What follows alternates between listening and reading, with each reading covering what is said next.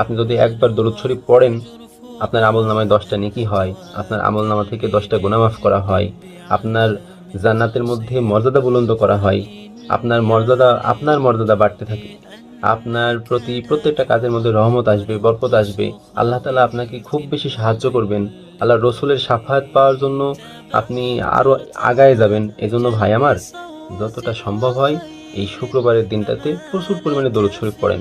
এরপরে শুক্রবারের দিনে আপনি সূরা কাহাফ তেলাওয়াত করেন। কিতাবের মধ্যে আসতেছে, যে ব্যক্তি এই জুমার দিনে সূরা কাহাফ তেলাওয়াত করবে, আল্লাহ তাআলা তাকে দাজ্জালের ফিতনা থেকে হেফাজত করবেন। এজন্য ভাই এই আমলটাও আপনি করেন। আসলে শুক্রবারে জুমার দিনে কত আমল আছে, এটা আসলে বলে শেষ করা যাবে না। আপনারা বেশি বেশি কোরআন হাদিসের আলোকে নিজের জীবনকে অতিবাহিত করেন, প্রচুর পরিমাণে কোরআন হাদিস পড়েন, হক্কানি ওলামায়ে কেরামের কথাবার্তা শোনেন, অহেতুক সময় নষ্ট করা থেকে বিরত থাকেন। আপনার দুনিয়া আখিরাতের জিন্দেগি সুন্দর হয়ে যাবে। আল্লাহ তাআলা